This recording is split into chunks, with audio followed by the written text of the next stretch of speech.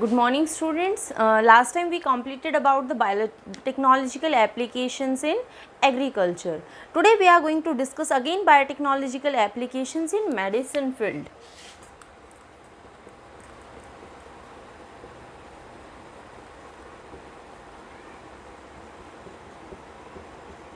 Applications in medicine.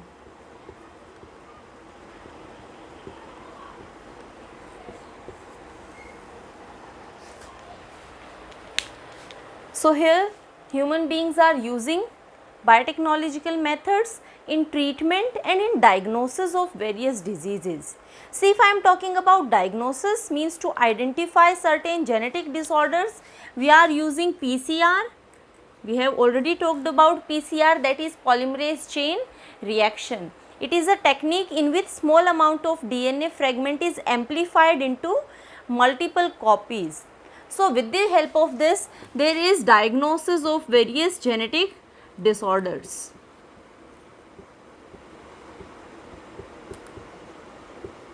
We can also detect HIV virus with the help of this PCR, and various inborn diseases of metabolism also, like phenylketonuria is there, albinism is there.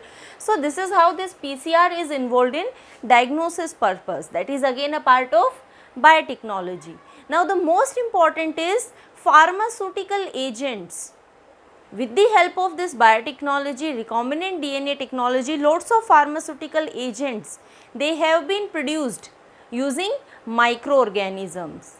How? We are going to introduce our desired DNA fragment inside the microorganisms, like bacteria is generally being used, and the most common one is E. coli, and this is how they are going to produce product of our own interest. Now the first recombinant DNA technology product that has been made is hormones.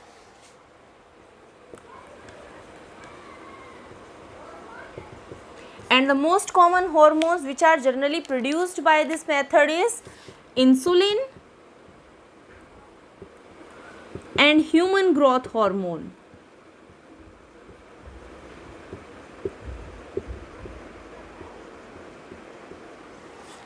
So let's discuss them one by one. First one is insulin.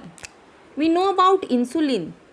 This insulin is going to be produced by pancreas and by the endocrine part of the pancreas, that is islets of Langerhans of pancreas.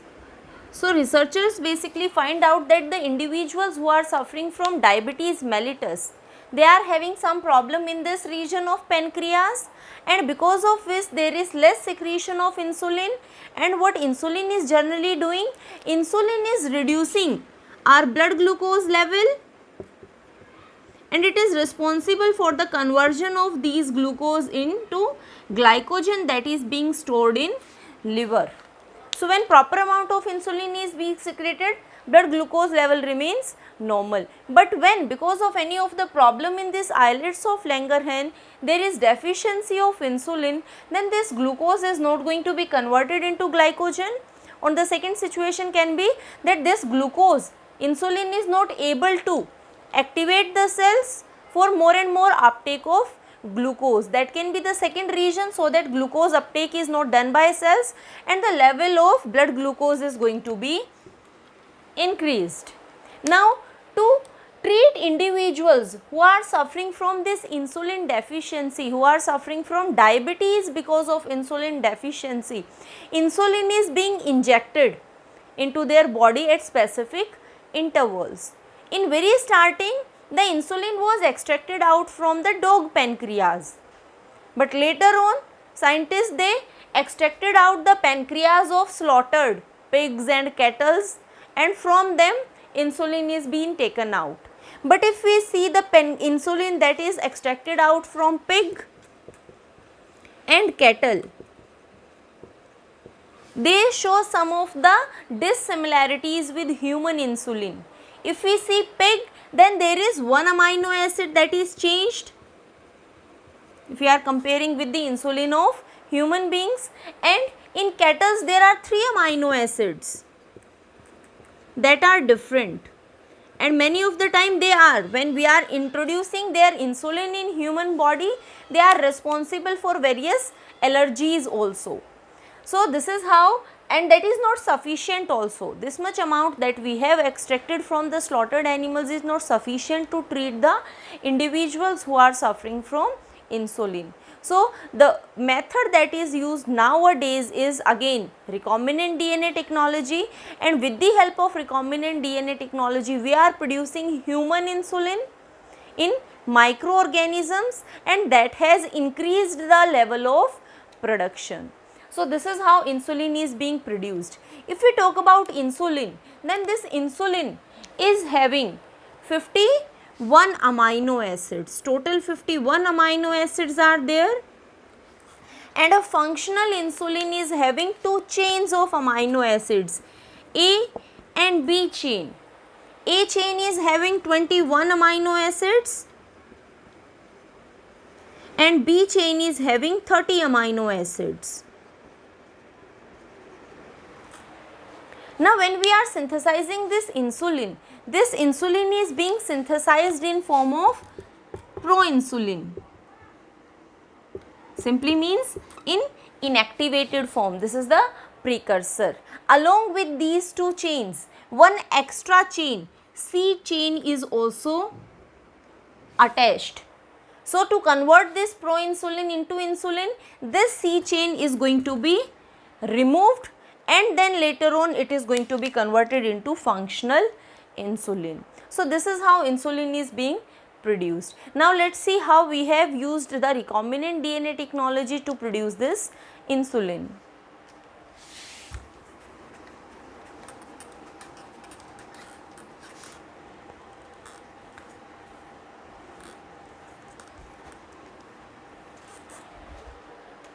So again the starting thing should be that we are going to identify the gene that is responsible for the production of insulin. Insulin is a proteinaceous hormone. It is a hormone, but actually it is protein in nature. So in human genome we need to locate that position where gene that is coding for insulin is present, and we are required to extract out this gene from the human genome, and later on this extracted out gene, it is going to be introduced into a bacteria. Generally E. coli is being used in the production of insulin. So the first thing which we are going to do is we are going to take desired gene, that is our insulin gene, from the human genome. So extraction of insulin gene.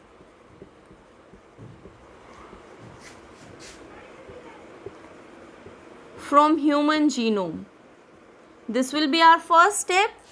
Now the second step is, again a vector is required, and inside this vector this desired gene should be introduced. So from E. coli, plasmid of E. coli is being extracted out, and that will be used as a vector. So extraction of plasmid from E. coli.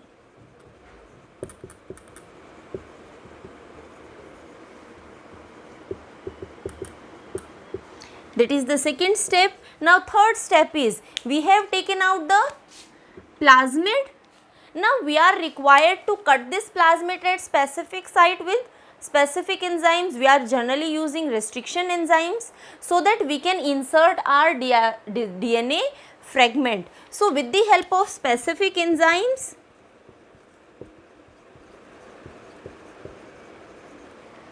plasmid DNA will be cut.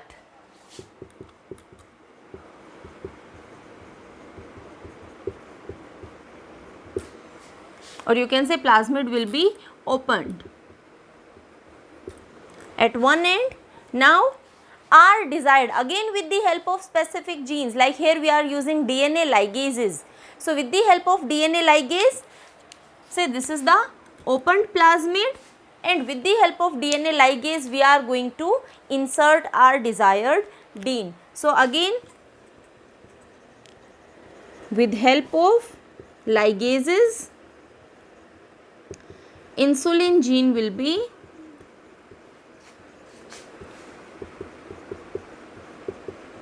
inserted into plasmid. So we are going to join our gene, say this is the plasmid and this is our insulin gene that is being added over here. So this is how our recombinant DNA is being made. Now another step will be, now this recombinant DNA, this is our rDNA, this rDNA is going to be required to enter into a E. coli cell. This is our E. coli cell that is going to have this plasmid, because we have inserted it into the plasmid into the E. coli cells. This is the DNA of E. coli cell. So this is how transformation is done.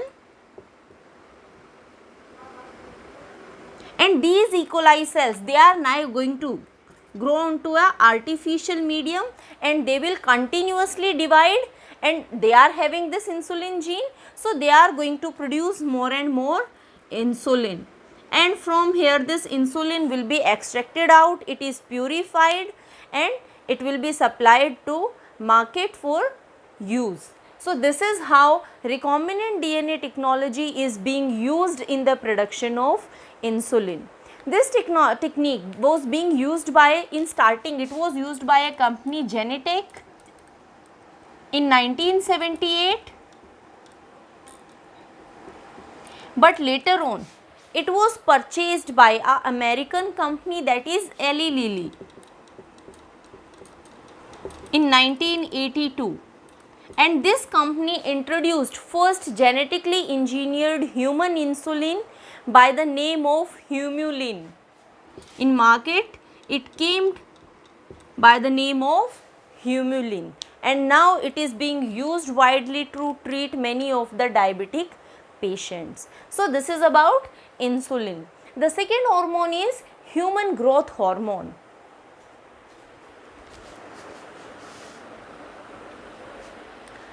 Human growth hormone, that is somatotropin, it is being released by anterior lobe of pituitary.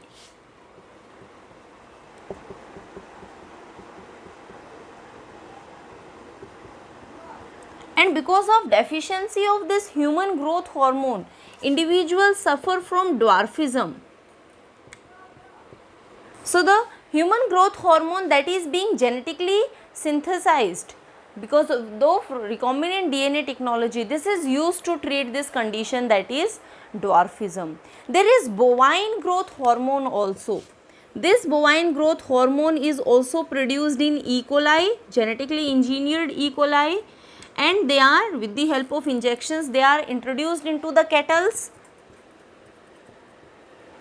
and it leads to the increase in milk production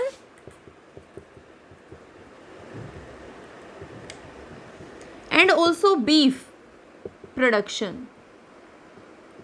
This is how the genetically engineered growth hormone is used in humans and cattle.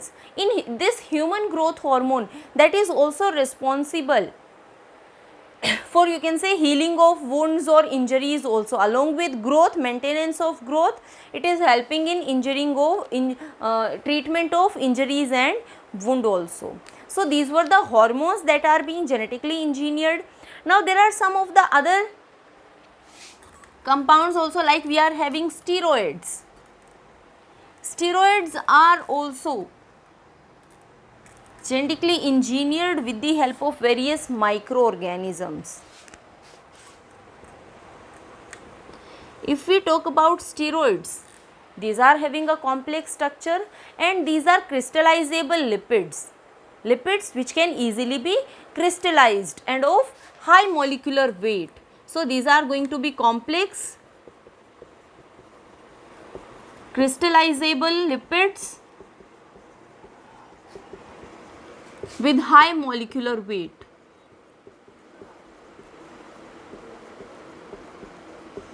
They are having a common core structure. The basic structure is same, in which there is presence of one 5 carbon ring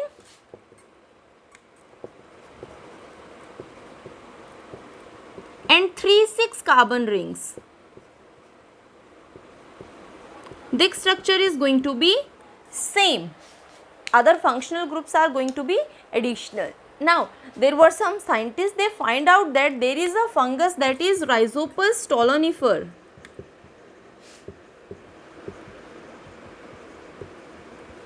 And this fungus has the ability to modify these steroids. And after this fungus, they find out that there are lots of microorganisms which are responsible for the modification of these steroids. And commercially, bacteria, fungus and actinomycetes, they are used in the modification of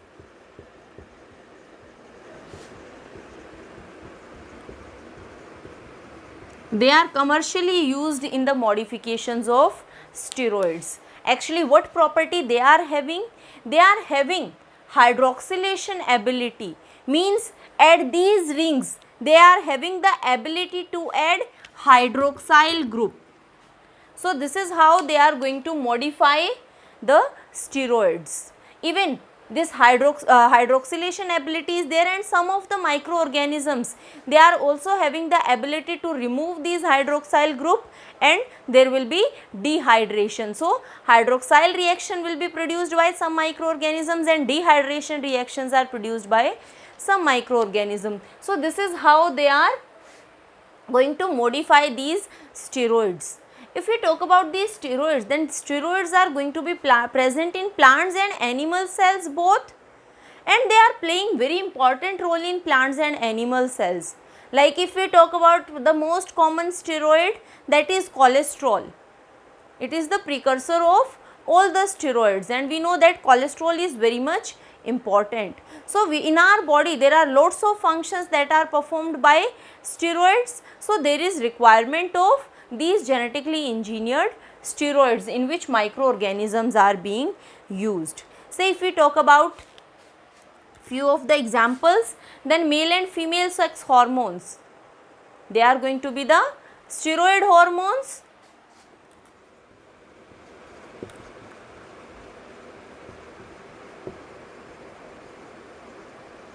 These are steroid hormones. Then estrogen and progesterone, they are in market. We are having tablets that are having these estrogen and progesterones which are used as oral contraceptives.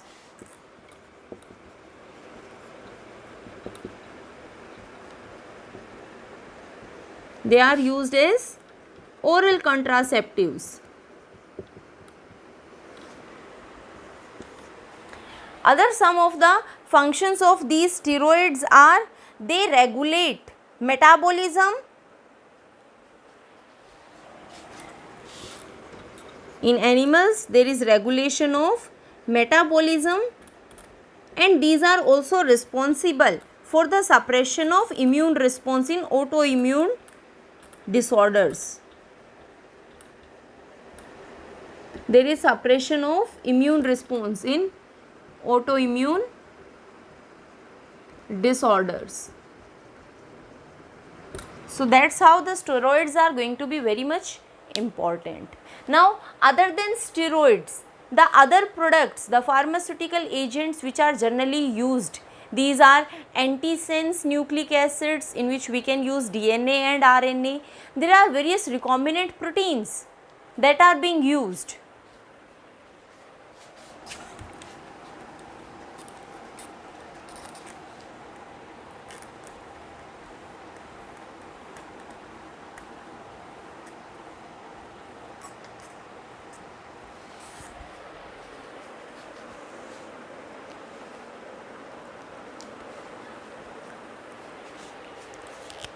So immunomodulations are there.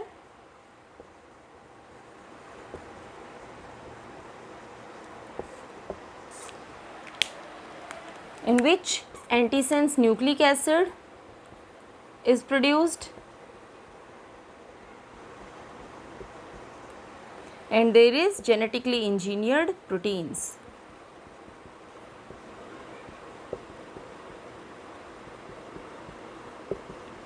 They are playing role in our immune system. That's why they are known as immunomodulations. See, antisense nucleic acid, simply these are the strands of, single strands of RNA or DNA. Why they are known as antisense? Because these are going to be complementary to a mRNA. Say a cell is there that is infected by virus. A virus infected cell is there and that cell is going to form viral mRNA. So, these antisense, the DNA or RNA, they are going to be complementary to the viral mRNA. Whenever this viral mRNA is going to be produced, this antisense DNA or you can say RNA is going to bind with this mRNA and it will not allow the translation of viral proteins. So, the copies that virus is going to form will be inhibited. This is how these antisense nucleic acids, they are going to inhibit the growth of viral in a cell. This way they are going to be used. If we talk about the genetically engineering plants which are working as immunomodulations, we can take another simple example on the cells. Say HIV virus is there and this HIV virus is going to recognize few of the proteins that are present on the cell. It is going to bind with these proteins and later on it is going to enter inside the cell. So, with the help of genetic engineering, we have synthesized such proteins which can mimic the structure of this particular protein, and whenever HIV is going to interact with this protein, it is not allowing this HIV to enter inside the cell. So, this is function of the genetically engineered proteins which are basically preventing the cells from a viral infection. This is how they are being used. Now, another pharmaceutical and important agent is vaccine. Vaccine we already know. With the help of vaccine, either the attenuated, weakened form of antigens or dead antigens are inserted inside the body and they are responsible for activation of immune response, and this is how we can protect ourselves from any particular disease. Initially, this concept of vaccination was given by Edward Jenner against a most dreadful disease, that was smallpox, and later on Louis Pasteur also worked in this field. Nowadays, these vaccines are being produced by genetically engineering. So, genetic engineering is being used in the production of these vaccines and they are having less side effects and more better effects as compared to the previous vaccines which are produced by old traditional methods. And the vaccines that are produced by the genetic engineering, they are known as second generation vaccines.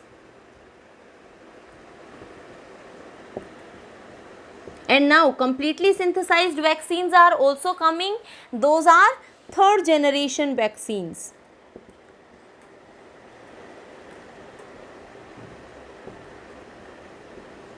Which are completely artificially synthesized vaccines. So, these are having more better results, like if we say examples of second generation vaccine, then hepatitis B or herpes disease, they are being treated with the help of these vaccines.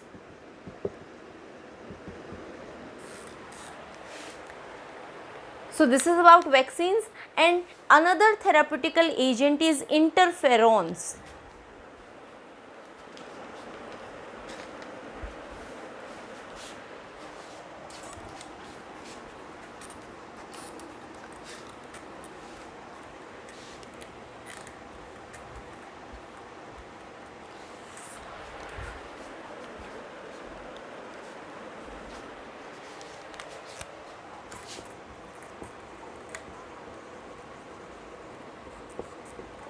If we talk about interferons, we have already talked about interferons earlier also, that these are the antiviral proteins which are produced by the cells which are viral infected.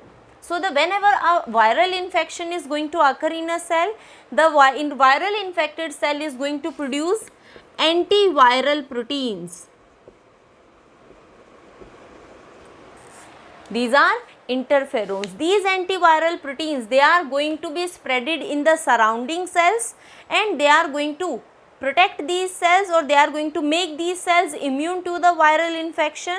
So this is how naturally these interferons are going to inhibit or lower down the viral infection in our body cells.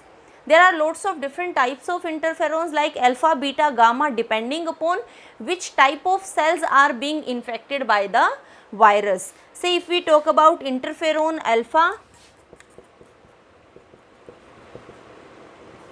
when leukocytes or lymphocytes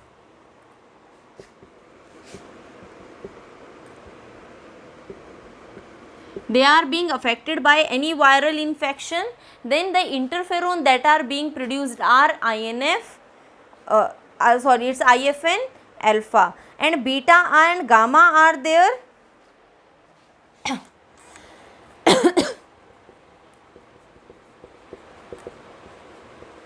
That is produced when there is infection in fibroblasts, epithelial cells, macrophages.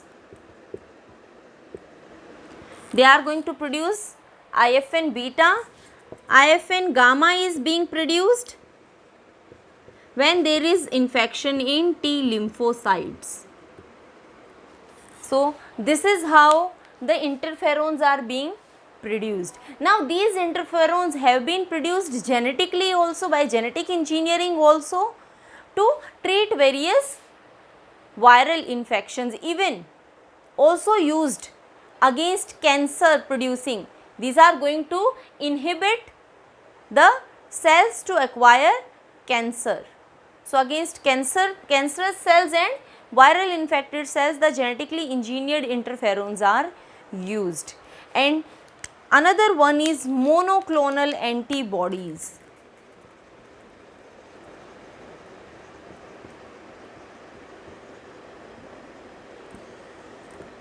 Monoclonal antibodies are also produced with the help of genetic engineering.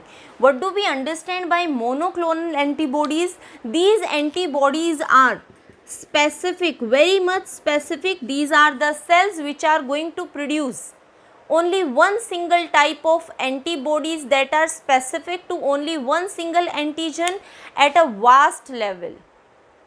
So the production is going to be at an increased level, and only one specific type of, that's why it is using the word monoclonal. Only single type of antibodies are going to be produced, and here we are going to use the cells which are responsible for production of antibodies, and second one is cancerous cells. So there will be fusion of antibody producing cells and cancerous cells, and because of this fusion these monoclonal antibodies are going to be produced. So let's see the process, how this process is going to occur.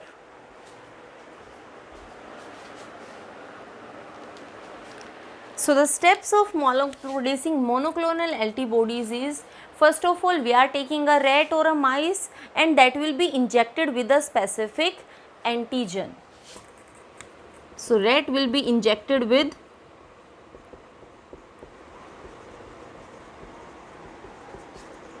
specific antigen. Here we are going to use that particular antigen against which we are going to produce the specific antibody. Now when this antigen is going to enter inside the body of the rat, its immune system is going to function and antibodies will be produced against this particular antigen. So here the B lymphocytes cells, they are going to produce antibodies against this antigen. Now these B lymphocyte cells, they will be extracted out from this rat. So extraction of B lymphocytes. So that is first half of this procedure. Now next is, I already told you there will be fusion of antigen producing cell, antibody producing cell and cancerous cell. So second is requirement of cancerous cell. Cancerous cell, the bone marrow cancerous cells are being taken out,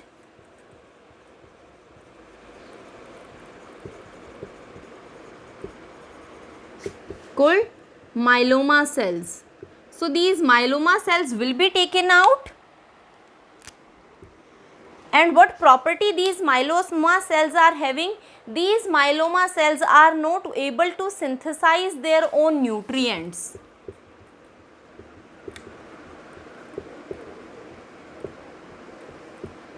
Their own nutrients. This will be used as a selectable marker over here. Now, both the B lymphocytes and these myeloma cells, they will be taken in one single culture and they will be allowed to fuse. So, co-cultivation is there, taken into one single culture and allowed to fuse. And their fusion is known as hybridoma. The cells which are formed by the fusion of these antibody producing cells and cancerous cells, that will be known as hybridomas. So by their fusion, hybridomas are going to be produced. How these hybridomas are going to be separated from the cells which are not fused? Simply they are going to be grown on a nutrient deficient medium.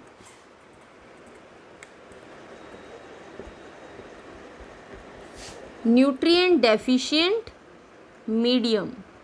And when we are going to grow them in a nutrient deficiency medium, only the hybridomas which have fused, they are going to survive, and the cancerous cells, because they are not able to synthesize their own nutrients, they are going to die.